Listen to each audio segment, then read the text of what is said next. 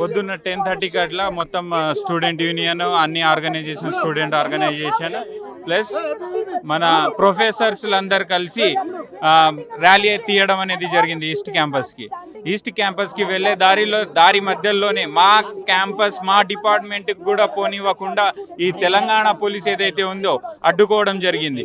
ఎందుకు ఇలా అడ్డుకుంటున్నారు? మేము మా డిపార్ట్మెంట్కి వెళ్తున్నాం, మీ స్థలాలకు ఆ ఏరియా అంటే అయినా కూడా అక్కడ గేట్లు వేసి స్టూడెంట్స్ ఎవరైతే వెళ్ళడానికి ట్రై చేశారో వాళ్ళ మీద లాఠీ చార్జ్ చేయడం జరిగింది. అమ్మాయిలని చూడకుండా లైక్ మేల్ పోలీస్ ఆఫీసర్స్లు అమ్మాయిల మీద లాఠీ చార్జ్ చేశారు. దీన్ని తీవ్రంగా మేము స్టూడెంట్స్ ఖండిస్తున్నాం.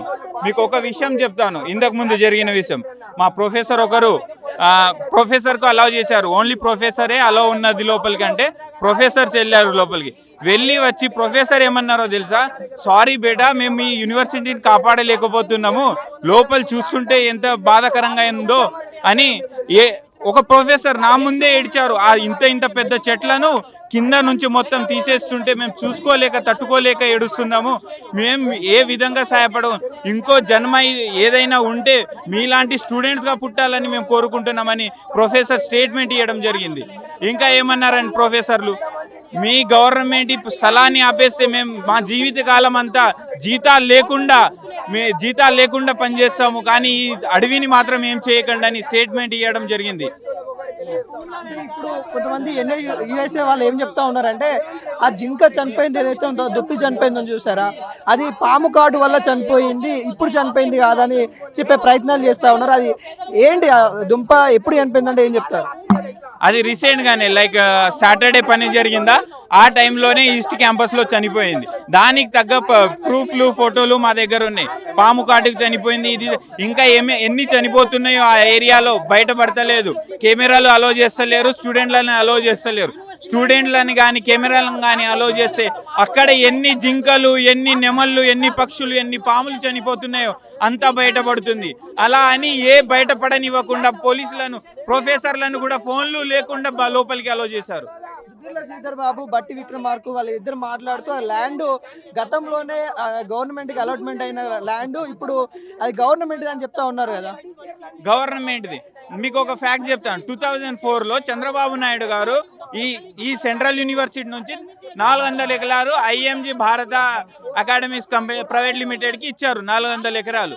అయితే ఆ డెవలప్మెంట్ ఏదైతే స్పోర్ట్స్ మీద చేయాల్సిన డెవలప్మెంట్ ఏదైతే ఉందో ఆ ఐఎంజీ భారతగా చేయకపోకుండా అది బోగస్ కంపెనీయో అది తెలియడం వల్ల కోర్టులో లైక్ అప్పటికే చంద్రబాబు నాయుడు గవర్నమెంట్ కూలిపోవడం వల్ల రాజశేఖర్ గారి గవర్నమెంట్ వచ్చింది. రాజశేఖర్ గారి గవర్నమెంట్ ఏమన్నది, ఆ ఐఎంజీ భారత అనే కంపెనీ ఫేక్, దానికి ల్యాండ్ ఇవ్వడం జరగదన్నారు.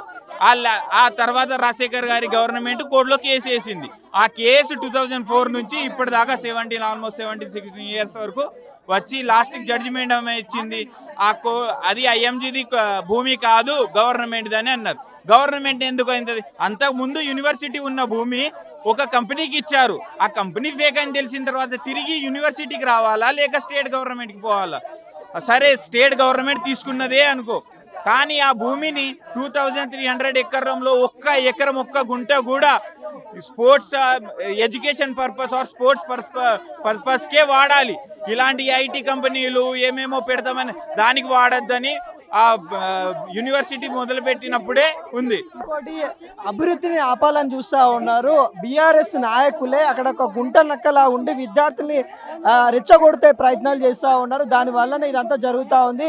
అక్కడ ఏమీ లేదు, గోరంత దాన్ని కొండంత చూస్తూ ఉన్నారని చెప్తా ఉన్నారు కదా, ఇది ఎలా చూస్తూ ఉన్నారు? అభివృద్ధిని ఆపాలనుకుంటున్నాం అంటున్నారు.